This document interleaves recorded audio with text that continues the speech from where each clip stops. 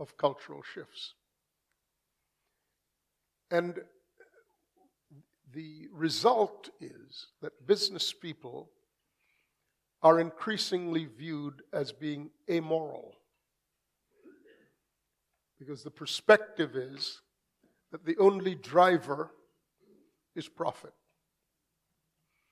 Jamie Dimon and some other executives, Mary Barra of GM, recently convened a business roundtable, and they were written up in Bloomberg and other publications, in which they were attempting to discuss the notion of profit and morality. I was talking with one of my sons, who's a businessman, about it, and he said, "Yeah, and did you know that WeWork, which was owned in significant measure by Jamie Dimon's company, has recently pulled back from all of its moral posturing, only serving, when they had conferences, business conferences, they would only serve vegan stuff. Because as they came to the reality that that was not profitable, they're ditching the whole profile of that social morality that they embraced out of the convenience of profit making. Because the thing about business in general is that it will foster a trend, ride the wave as far as it can, and get off the moment it sees that the trend is failing, and get on another wave, and another one, and another one. And the carnage that this sort of amoral behavior fostered by business is virtually unspeakable. In fact, the immorality of business, as manifested in 2008, cost the United States, something on the order of $17 to $22 trillion, with devices like credit default swaps and other essentially bogus schemes. And yet, it is unmistakable that business is at the cutting edge of societal development. So does that mean that the believer should stay out of business? No, quite the opposite. Quite the opposite. You are in the most challenging front of the war of culture. Now, you may not think that as you go to your offices and attend your tasks. But the front line of the cultural war is on the firing line of profit making. And the landscape of business is as morally bankrupt in general as any other desperate condition within human society. And yet business is indispensable. It's the indispensable engine that drives nations, that causes people to be able to pay their rent or eat. So it's indispensable. It's not optional. What is required is the model of Christ and his principles, model of his kingdom, governing this landscape of continuous warfare.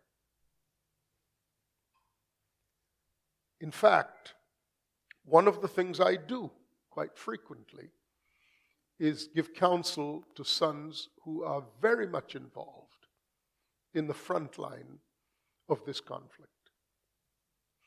I have here today with me Santosh and Sheba Varghese. Santosh is by training a medical doctor. By practice, he's the chief medical officer for a San Francisco-based pharmaceutical company. He's in the thick of the war. How he engages the treachery involved in a large organization as one of the C-suite executives has actually brought him to prominence in the fashion in which, not unlike Daniel, was brought to prominence before Nebuchadnezzar. Because the thing you have to have in business is you have to have reliable information and you have to have reliable personnel.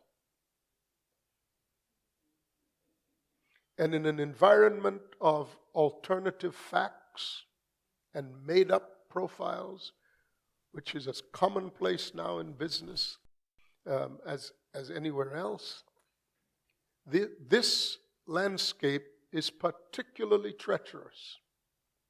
So I hope to offer a few thoughts this morning as to how you might navigate this landscape. Because at the end of the day, you're looking for your own relevance in anything you spend this amount of time and energy and devotion to. You cannot afford to bifurcate your lives into your business life and the rest of it. You're too vastly invested in that component of your life spent in business. You don't go away from business. When the phone rings or when a text message comes in at 2 a.m., you answer it. There's no escaping when you go on holiday. You have to set up profiles and protocols by which you can stay connected to the office. You can't escape it. You can be at a family dinner and something comes up that requires your attention. In fact, one of my spiritual sons actually runs a billion-dollar company. And he's in logistics, providing material for the oil and gas industry. And he texted me one night because they bought an entire unit of trucks, something like 500 or 600 trucks. And one of the drivers had gotten into a fatal accident,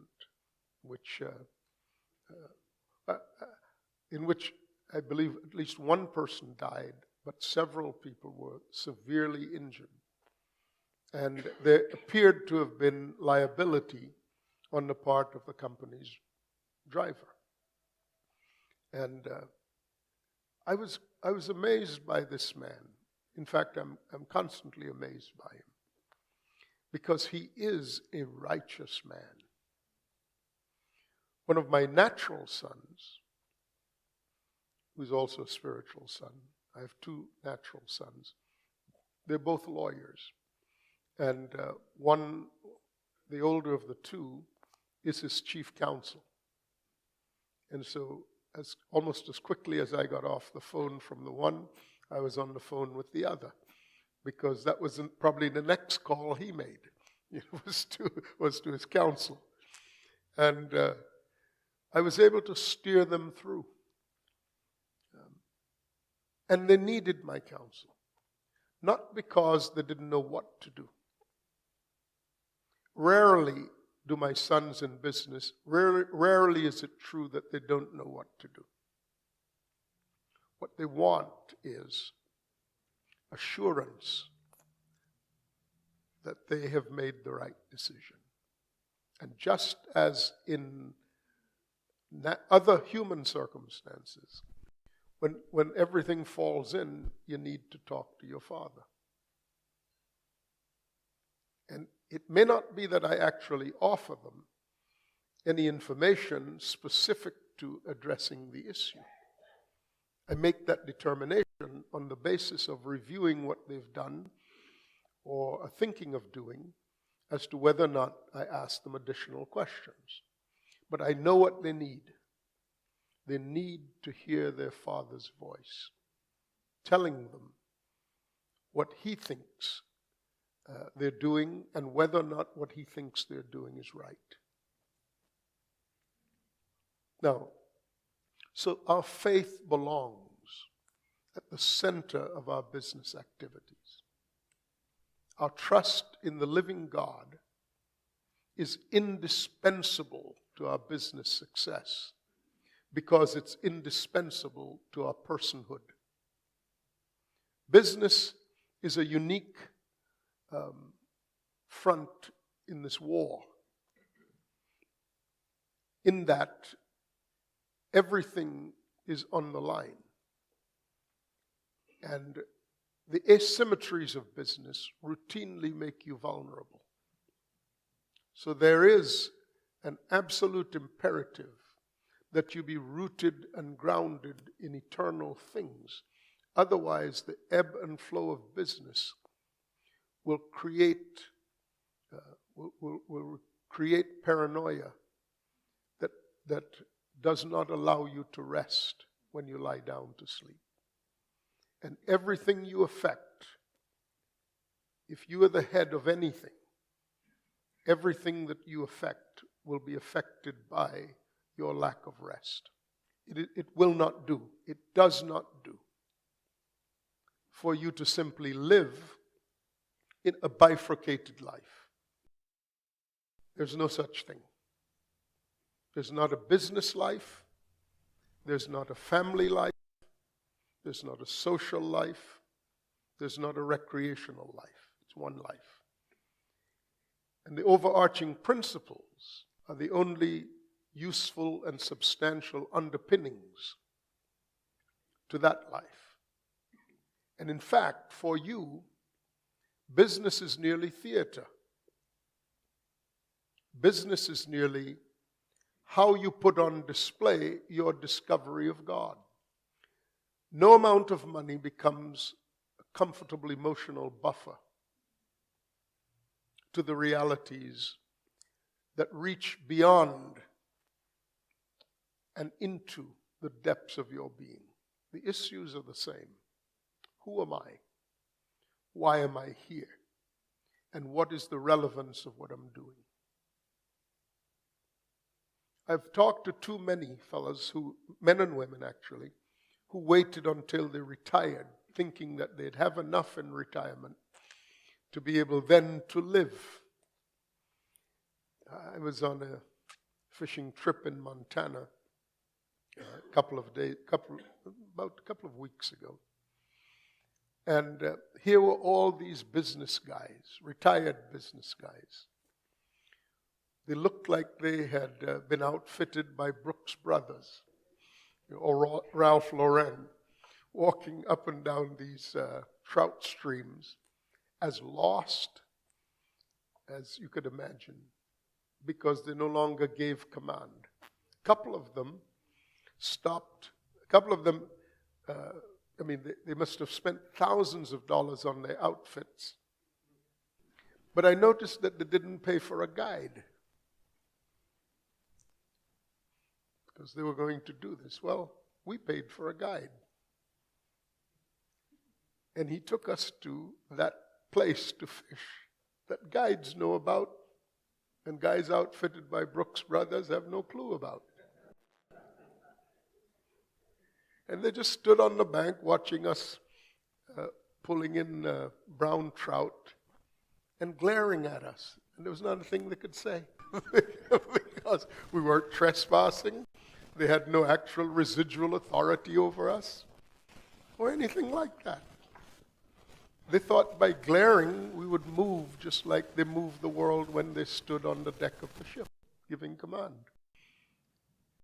And in a way, it's sort of humorous, but you can't wait until you retire to live, because you bring the same bad habits by which you've lived into retirement. And if you're a man, your wife wants you to go fishing a long way away because they can't stand you. So what are these principles? Let's first begin with the central truth. Why were you created anyway? Why? What was the point of God making man? God creating man? Because in that overarch is the answer to the personal. Why did God create man? Why did God create you?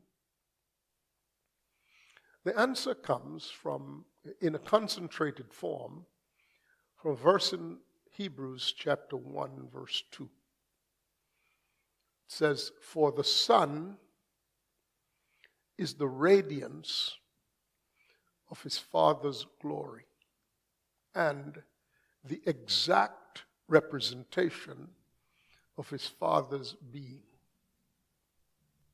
When God created man, what he created was a son in the image and likeness of God. In the genealogy of Jesus, recorded in the book of Luke, chapter 3, it chronicles 62 generations, beginning with Jesus and working backward. Jesus himself being, as was supposed, the son of Joseph, the son of Heli, the son of Mathat, etc., etc., the son of Adam, who was the Son of God. When God made Adam, he made a son. But God was looking beyond Adam, as indeed God has to. It's inevitable. The nature of God is that he's also the creator of time. Time did not exist, and then God existed. Time is not part of the environment of God. God fills everything in every way. When God created the heavens and the earth, he remained outside of them so that nothing can happen in time and space that God does not affect. It doesn't answer the question, why did he create him? It answers the question, what did he create? He created a son. Why would he create a son? Because the nature of God, the seminal nature of God, is to love. God is love. You cannot speak of love apart from an object of love. Love requires the other.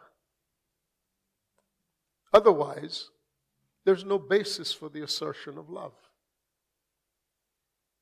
There are three eternal principles, meaning they come out of God. Three eternal principles, operational in time and space. Everything else represents enablements of these eternal principles. These eternal principles are faith, hope, and love. These three. They all require demonstration by their intrinsic nature. You demonstrate faith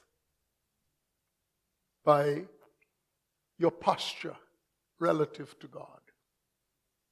You demonstrate hope by the enthusiasm in which you live before the thing that is hoped for is materialized. In fact, it says this about hope, that the ancients, speaking of the fathers of old, lived in the present, not having seen the things that were promised, but they lived as though those things that were promised were the operational realities of their existence. So they moved across the land, they established alliances, they dug wells, they positioned themselves on the basis of what God had said to them. and love, the greatest of the three.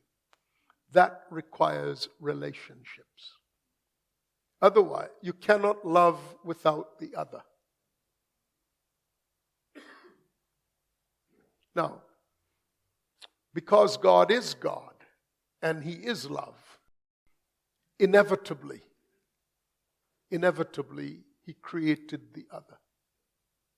Now, love, when expressed in creation and when the purpose for creation is love, the other that comes into being can be no other than your own offspring.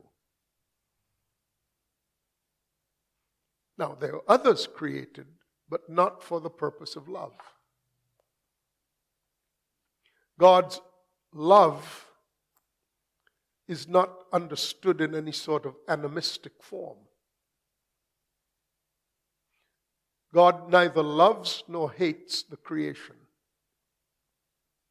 The creation is a tool, a theater, if you prefer, on which God intended to put on display that nature of love in Him for the one He created as the objective of His love. So the notion that we ourselves ought to love the creation is bordering on animism. What we ought to mean is we have a responsible stewardship for the environment as those who would give an account to God for that stewardship. But love is a very different thing. Love is a very different thing. Love is relational, and the thing that you love ought to be able to respond, to reciprocate. And that's only possible between beings of like kind. Here I'm not speaking of different races of mankind, inasmuch as all mankind are of the same kind. And here is why we are of the same kind and nature as God. The fashion of our creation is that He formed out of the dust of the ground a container, which when the container carries the thing that it has contained for the time that it's supposed to carry it, when that useful purpose has been completed, the container returns to the dust of the earth. Therefore, you are not the container in which you are found. These bodies are where you are. They're not who you are. What distinguishes you from all creation is what you contain. God put in you a capacity to be endowed with the very life of God.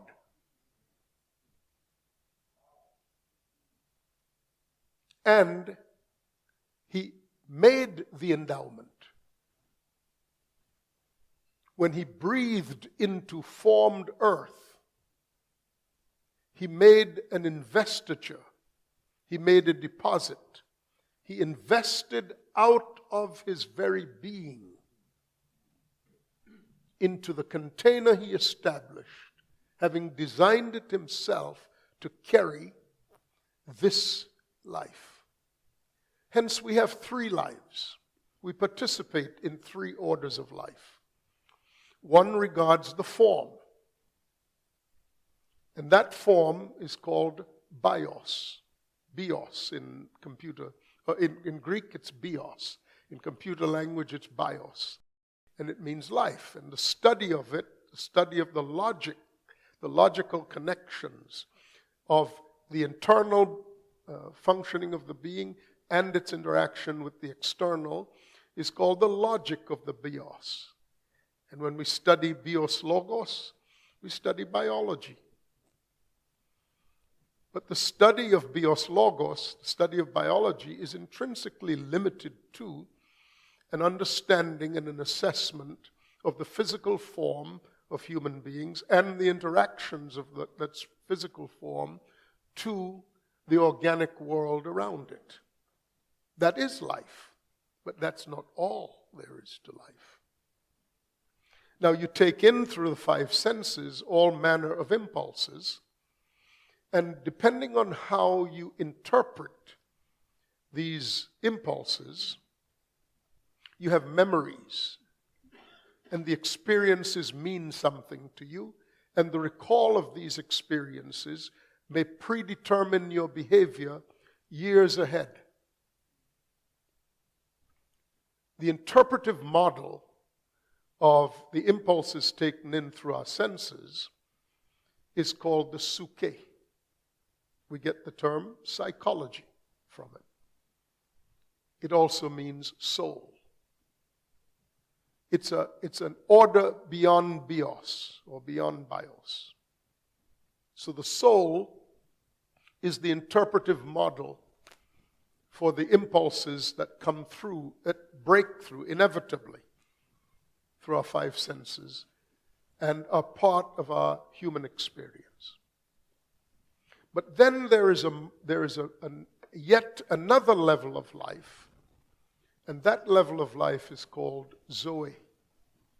Z-O-E with the two dots over the E. Zoe. That life is called eternal life. Now, in our failure to understand this, theologians have largely restricted access into Zoe to the afterlife. So when you die, you'll access eternal life. That is utter rubbish. That's what God put in you when He breathed in you, because that's the life that is in God. It transcends ordinary life. It transcends bios, it transcends psyche, and because it is the higher order, then it is to be presumed that the lower orders are subsumed in that greater order. So you can live in the eternal in both the psyche and in the bios. Your biosphere includes business.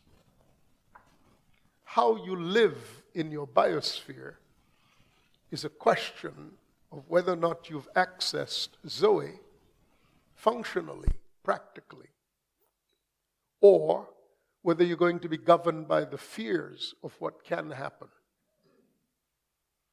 Because apart from the government of Zoe, psyche is animated but not restrained. Try as you might, you can't force yourself to go to sleep at night if some issue is unresolved. You'll toss and turn, and you'll sleep for 5 minutes and think you slept for an hour, and when you look at the clock, it'll have only been 5 minutes. Because you're wondering if the financing will come through. You're wondering about what the lawyer is going to say about compliance, regulations. You're wondering about personnel matters. You're wondering if the contract will in fact be proposed and signed, and the lifeblood of business continues. In fact, you actually have more to worry about than the average person. Especially if you're in charge. And in fact, in the attempt to hide the obvious, you put up all these defenses, and you refer to them, and your wife or husband refers to them, or just people who know you refer to your character as being grumpy. No, you're just trying to hide. You're just trying to look cool under pressure. But your soul is thinly veneered. And it's not an effective barrier. You can't quiet the demons. The only quieting is if you live in business from the realm of God, from the life that is in you, from God. But it requires retaking the land. It requires retaking foundational truths. Going back to the premise that we established, which was, why are you here? It is in this connection to God, Zoe, spirit to spirit, that the life of God comes into and governs your being. Now, do not make the mistake of thinking that the life of God is somehow one-dimensional in that it is about you preparing to die or just doing things that you think are religious. Because the spirit of man, like the soul of man, and when I say man, I mean humankind. The spirit of the soul is a mirror of the spirit. All of the characteristics of being that are in the soul are also in the spirit. So you have a mind in the soul and you have a mind in the spirit. They can be at odds with each other. In fact, if you are a believer and you're in distress, it is because there's a conflict between the mind of the soul and the mind of the spirit. And the will of the soul, the mind, by the way, is the device within our being by which we formulate a view of reality. In the mind of the soul, reality is formulated around our observations, our analyses, our syntheses, and theories we have about how the world around us and our circumstances function. And so the mind of the soul is informed by your circumstances.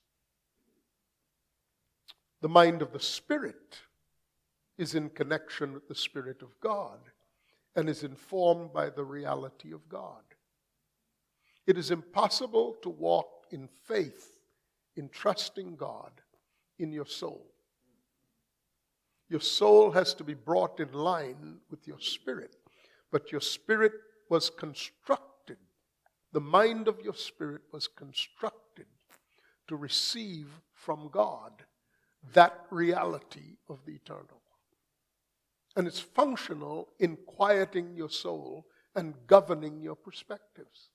So the scriptures say, when you've done all to stand, stand. It's not an excuse for being slovenly or slothful or neglectful.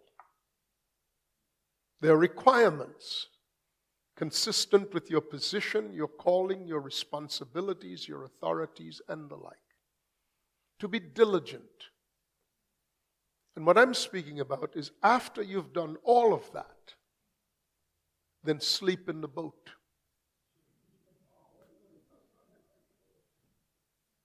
And it doesn't matter how frantically the people around you are bailing. They'll actually think that you don't care. But you're living in their reality, but from a different vantage point. What do you think Jesus was about? He was the restoration of the original view of relationship to God that Adam once had, but that he abdicated and introduced this culture of orphans, which sees itself primarily as being responsible for every nuance of his life. A more farcical and pointless enterprise you can hardly imagine, because we are in fact not capable of controlling the variables of our lives. If you could, then perhaps there'd be some profit to engaging life on that basis. But because you cannot, the only thing you can do is worry until the results you hope for happen in some fashion that you can live with. And then you go on to the next set of worries. It's almost like the Greek myth called the myth of Sisyphus, where he was obligated to chase the boulder down the hill, catch it and roll it back up the hill, and just about the time he got it set in its slot, his foot would slip, his hands would slip, it'd get away, and here you go again. I mean, how do you live in peace in this mythological world of control? The French writers referred to it as existentialism. The king is dead, long live the king. The cycle and the beat goes on. No, that's not how we were put here to live. We're put here to live, to put on display the certainty of God. So I want to tell you now, how am I doing? Excellent. So let me talk to you a little bit about faith, because it's by faith that we access the knowledge of God, the functional understanding of who God is. And I warn you ahead of time that this is a discussion that has to do not so much with what's required of you, nearly as much as it has to do with the character of God. This only works. What I'm saying only works because there is actually a living God. And his character is knowable. If he created the earth so that he could put his love on display through human beings, and if that's the operational framework of our existence, then at a minimum, he ought to be reliable. And you discover the reliability of God. In fact, in so many of my discussions with my sons who are in business, when they're in crises, they've come to know, ask my father about this, and whatever he is doing, I will do. Whatever he tells me, I will do. Reminds me of what Sheba said about traveling in airplanes that were she was in an airplane that was very bumpy. She doesn't travel nearly as much as her husband, who travels all over the world. So he's been in one or two bumpy planes. And they were in a particularly turbulent stretch, and she was, a little nervous about it. She looked over, and he was sleeping. And she told herself, if he can do it, I can do this. So often, it's understanding where God is in your storm that allows you also to sleep in the boat. And again, nothing has to do with being neglectful, slovenly, or any of that. It has to do with a different mindset. The mindset of the one who actually is in control. So I want to talk to you about faith, because it has been poorly represented by popular teaching. From the book of Hebrews, chapter 12, verse 1, the scriptures say, now, faith is the substance of things hoped for and the evidence of things not seen. And it goes on from there. 2 verses down, it says, for whoever comes to God must believe that he is, and that he's a rewarder of those who diligently seek him. Now, the relevance of that is immediately apparent. The relevance of that descriptor of those two conditions. Whoever comes to God must believe that he is, and that he's a rewarder of those who diligently seek him. Those two descriptions, that he is and that he rewards, that he is and he's reliable. Those descriptions go to the very definition of faith. The word faith has its Greek origin as the word pistis, P-I-S-T-I-S, pistis. And pistis means to have an unshakable belief in a thing. To have an unshakable belief in a thing. Now, it's an ordinary word in the contemporary Greek life of the New Testament. For example, a citizen would have an unshakable faith in the organization of the city in which he lived. There was no such thing as individual liberty. If you were a citizen of a city, you subscribed to the God of the city and to the administration of the city. And you depended on the armed forces of the city. Because there were no such things as individual rights that you could establish apart from the organization of the city. In fact, the word for citizen is the word polis, P-O-L-I-S. And we get the word politics from it, people, policy, etc. And it was an amalgamation of all those necessary things on which a citizen could depend. So, for example, Ephesus, the city of Ephesus, had its goddess Diana. Great is Diana of the Ephesians. And you were defined as an Ephesian by the god of Ephesus. And some of you will recall that there was an actual altercation in Ephesus recorded in Acts that involved Paul and some silversmiths. One of the great blessings of my life is that I've had the opportunity to travel fairly extensively, and one of the things I got to do was stand in the doorway, in the ruins of the doorway, where Paul was ushered out of the auditorium in which that great uproar occurred in the city of Ephesus. In fact, I had a picture that was on my website for some time. So it's real to me. It's one thing to read it in the Bible, it's another to actually be standing between the columns where the door was. Anyway, it's not to try to impress you, it's just to say this stuff is real. Okay? So, pistis, faith, is an unshakable belief in a thing. And it was a commonly used word. The Greeks used it. It was especially notable in such things as citizenship. You trusted. You had an unshakable belief in certain institutional things in their day and time.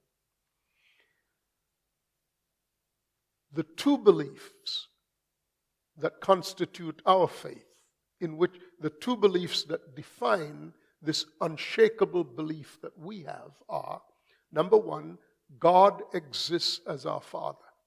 When you consider to whom it's written, that's the obvious meaning of God is.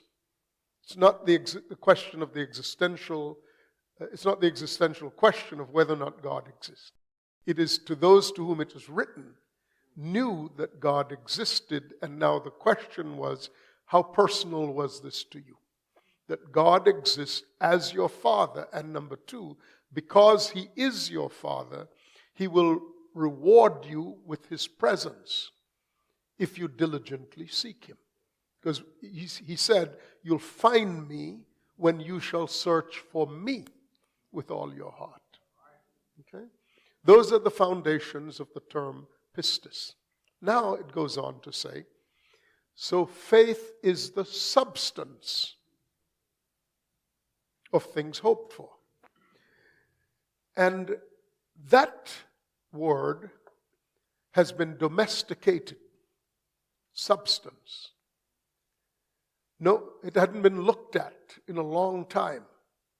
Certainly not by people who are the proponents of the idea that faith is the way by which you gain material substance.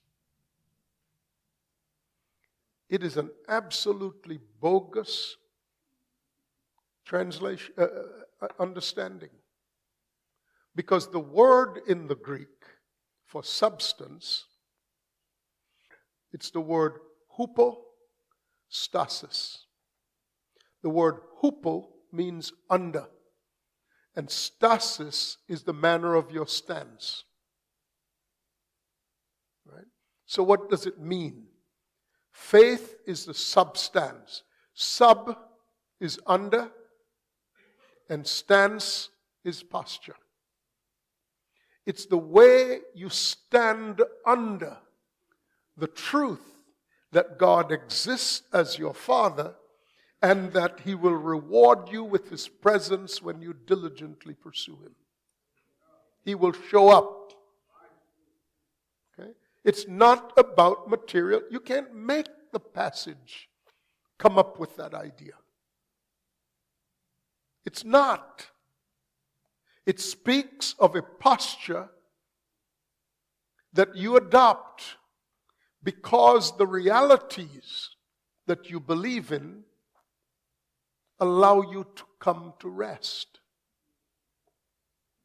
Now, the posture the way you stand under it is actually not standing. That posture is defined by another term related to stasis, and that term is tithemi. Tithemi, and it means to lie prostrate.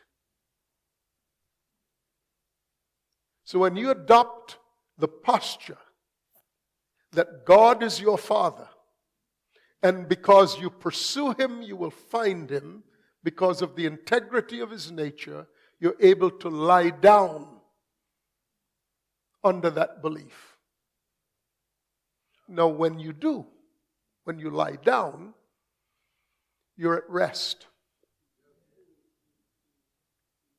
You're not tossing and turning. You've given up the fight on your terms. Something happens. It triggers another word that's related to tithemi, and it's the word histemi. Histemi. It's obvious the words are related. Histemi is where we get the pharmaceutical word histamine from. Now, histemi, and I checked this with Sant. In fact, he sent me quite a lovely write-up that establishes the medical feature of what I'm saying. When you lie down in an environment of allergens that attack the systems of the body, like the respiratory system, the body will produce fluids to cushion the effect of these attacks upon the organs involved. That production of fluid is how the body stands up to the challenge, and that's called histemi. In fact, the word histemi means to stand up. Now, scientists have learned that there's a way to mitigate the production of fluids so that the organs still function. You could still breathe, but the respiratory process is protected from the allergens. And those are called antihistamines.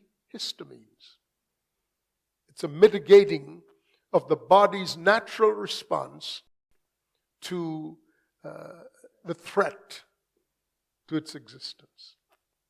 Histemi, or rather, tithemi, is what you do. Histemi is what God does. When you lie down in a position of vulnerability, having done all you could to execute properly, He inevitably rises up to protect you. Paul, having learned this, said, I glory in my weakness. Now, Paul was about as strong a customer as you will ever run into. A guy who could actually collect the clothing of and orchestrate the murder of Stephen. And was so motivated, he'd go beyond his city, he'd get authorities from the governments, and go to distant cities to persecute believers. This was not a wallflower. This was not a guy who waited for things to happen. he comes to the conclusion inevitably through this process and declares his conclusion as this: I have learned that when I am weak, then I am strong. Because it is the working of His mighty strength in me that enables me. He actually repositioned this phenomenal character, explains to us that he was able to accomplish evangelizing the Roman world on the principle of weakness. Because he made a command decision, having come to the reality of the sovereignty of God. Not just that he was the servant of God, but he was the Son of God. About his Father's business, he came to the same reality as Christ, who said, I only do what I see my Father doing. Now, I'll contrast this with what happened to Israel in the wilderness in 40 years. In the book of Hebrews, because we're talking about entering God's rest. This is how you enter God's rest, by faith. By faith, but not the bogus rendition of faith that has you chasing material things endlessly. That is an absolutely bankrupt perspective that has benefited only the proponents of it, and left everybody else holding the bag, anticipating one day it'll be filled like theirs is filled. It's a scam. It's a scam, plain and simple, by an almost unrecognizable from the original text interpretation of Scripture. It is a humanistic, self-serving, greedy perspective. But what it leaves, and you well know this about negotiations, sometimes if you're focused on the wrong thing, you'll leave the most valuable things on the table. In the rush to escape the poverty of so many people's early lives, this doctrine has appealed to them as somehow a shortcut, a talisman, a panacea. But what was left on the table was the truth that you can actually lie down in the fact that God is your Father, and in the fact that He will show up in your circumstance when there is no other door that you could possibly see. And you could rest in it. This is the rest of God that He is in, and that you may enter with Him. But Israel, for 40 years, having seen the goodness of God every day in multiple ways, did not enter His rest. I mean, every day they got up, there was food. And the searing heat of the desert was air-conditioned by a pillar of cloud. The freezing, bone-chilling cold of the night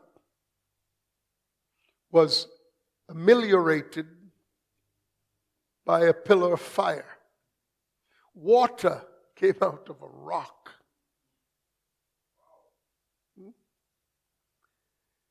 And for 40 years, they did not enter His rest. Now the question, they did not enter the belief that He actually was in charge, taking care of them, that they could relax, trust Him, and not be driven off because they're giants in the land. Why did they not enter His rest?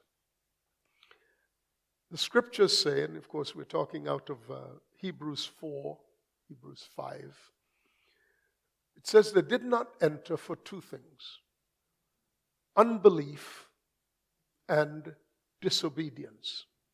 But do you know that the two words are the same word in the Greek? It's the word apatheo. And we get the English word apathy from it. Every day they saw the goodness of God and they said, tomorrow I'll believe. You're apathetic when the thing has been presented to you and you decide, not now. Tomorrow. Tomorrow and tomorrow and tomorrow. And after 40 years of tomorrows, God concluded that they were in unbelief. Their rebellion was not an instantaneous occurrence. It was like a slow rot. They saw it, they looked at it, and they would not enter. And so God came to a place in his relationship with them where he said, enough. I've given you every opportunity that patience, kindness, mercy, compassion would demand of me. It is pointless to try to change your minds. You will not enter my rest. I'll wait for another generation. So that's why the same context of Scripture says, so today, if you will hear his voice, harden not your hearts, as they did in the days of their rebellion.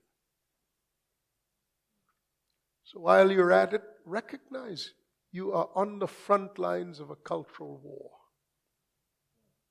where profit determines everything. But you are the little leaven that can leaven the whole lump. You know what business does? It all runs to the side of the ship where things seem to be working. When you establish the models of fathering in your domain, when you represent the character of God ruling for the benefit of those who are subject to your rule, when you do that, it will seem that you're vulnerable. But whenever you are doing anything in the biosphere in which you are, that is a reflection of the Zoe of God, you will encounter God in his enthusiastic response. I don't have time to open up the attitude of God in regards to inheritances and other incidences of sonship, but everything indicates the pleroma of God. The delight, the enthusiasm. It is in faith that you trigger the economies of the heavenlies, importing it into your circumstance. Because it exists for that purpose. And apart from that purpose, it is held up. So, anticipate that you will be weak. God will make you weak in order to make you strong. You're called to this war. Make no mistake. And I salute you and your calling. Unless the Lord's calling you out of business, this is where you are deployed. This is where the fighting is hot. The generations are at stake because society changes by the model of business leadership. It's business that leads society. It's not the politicians. They strut and fret upon the stage. But you are really the nuts and bolts. You're where it works. You are how it works. God wishes that you should carry his presence as his sons. It's your legitimate right. It is your inherited right to carry the presence of God into the sphere of your bios. For you are the light of the world. Grace and peace be with you. Amen.